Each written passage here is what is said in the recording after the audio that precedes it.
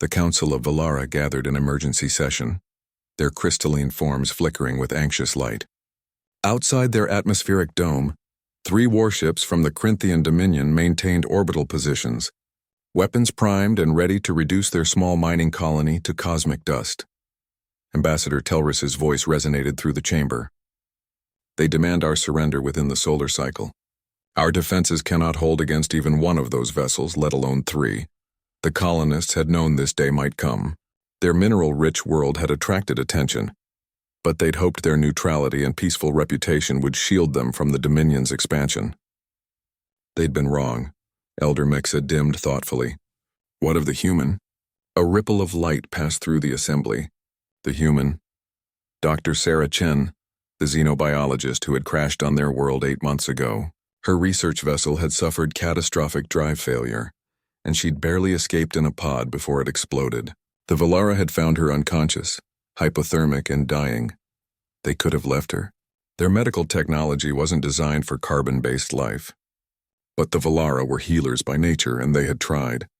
For 6 weeks, they'd kept her alive in a makeshift environment, learning human biology from her ship's damaged database, synthesizing compatible nutrients, even constructing a small habitat module where she could breathe. When Sarah finally woke, weak but alive, her first words were, "Thank you. The human has been restless since detecting the Corinthian ships," Telris noted. "She requested to speak with me yesterday. I declined, believing it irrelevant to our situation." "Perhaps we should hear what she has to say," Mixa suggested.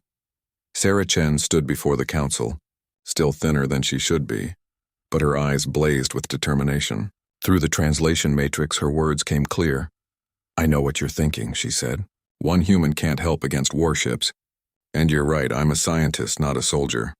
But there's something you need to understand about humanity." She pulled up a holographic display from her repaired personal device. "When you saved me, you didn't just save a person. You saved a citizen of Earth.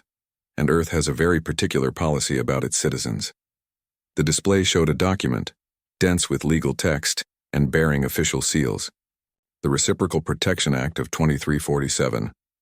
Any species that renders aid to a human in distress automatically qualifies for Earth's Defensive Alliance network. You don't need to ask. You don't need to negotiate.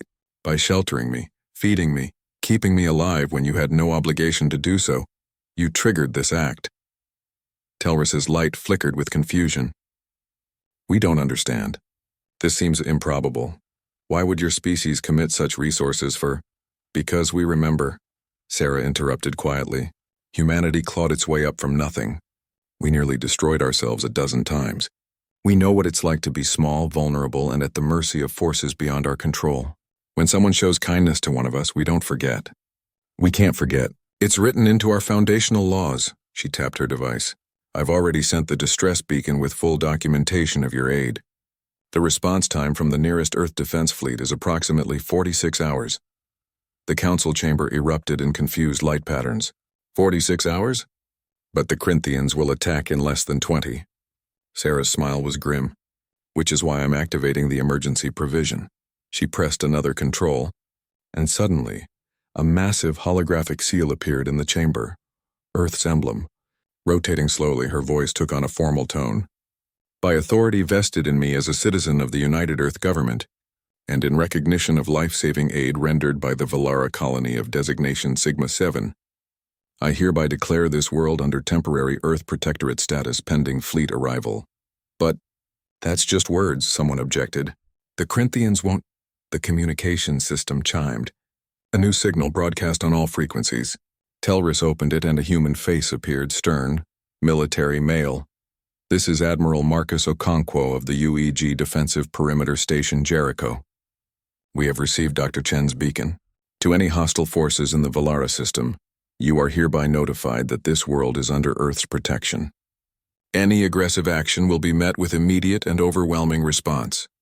We have diverted 3 dreadnoughts and a carrier group to your location. At 44 hours.